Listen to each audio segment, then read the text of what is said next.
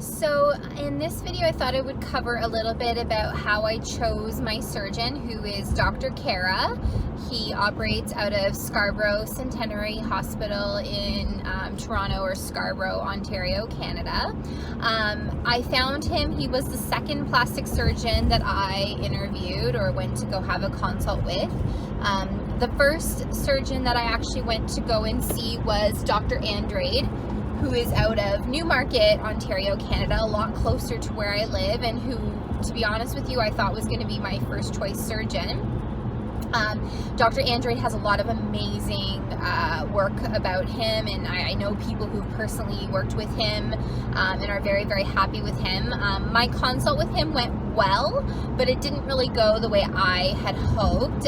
Essentially, Dr. Andrade was not comfortable doing a lift and an implant on me at the same time. His suggestion and preference would be to do two separate surgeries. So he would have done one, which is just a lift, and he said I should give it 6 months or so after that and see how I feel about how they look, and then proceed with an implant. Which would have meant two surgeries, which would have meant a lot longer, and also double the cost, because the cost of the implant as well as the cost of the lift surgery, they're around the same price. They're around $9,000 each, so it would have been $18,000 just for my boobs.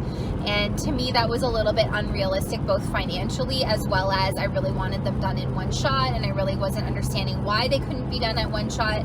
So I went for some more opinions, and I found Dr. Kara. I like to say that Dr. Kara is a boob man.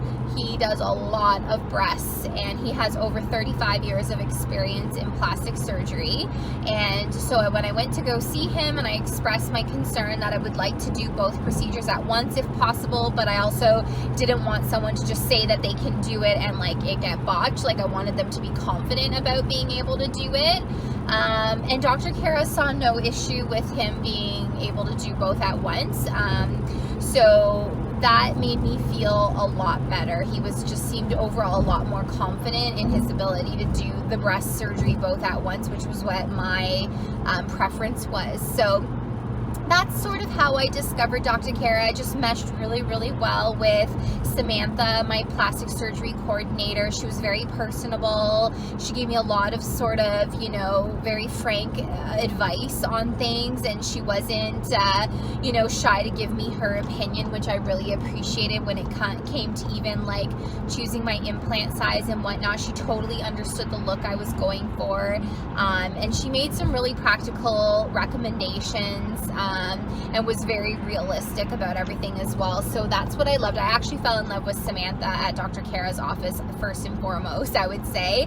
And that's important, because your surgery coordinator, the person that you're going to be communicating with pre and post-op, is really the person that you're going to need to have the most of a relationship with, because they're the ones you're going to be communicating with. Dr. Kara is the one who hands-on is going to do the work, and obviously you need to be very comfortable with your surgeon, look at their befores and afters, check into their experience and education. And sure enough, Dr. Kara had a lot of experience. I loved the fact that he operated out of a hospital.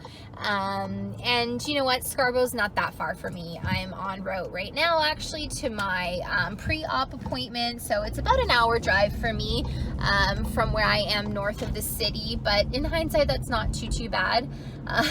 I'm slowly dreading that drive home the day of surgery. I'm sure this 1 hour drive in these city roads with bumps are not going to be that fun on my drive home, and I probably at that moment would be wishing I had done it a little closer to home. But you know what? I think it's worth the sacrifice, and I'm honestly really, really excited to work with Dr. Kara.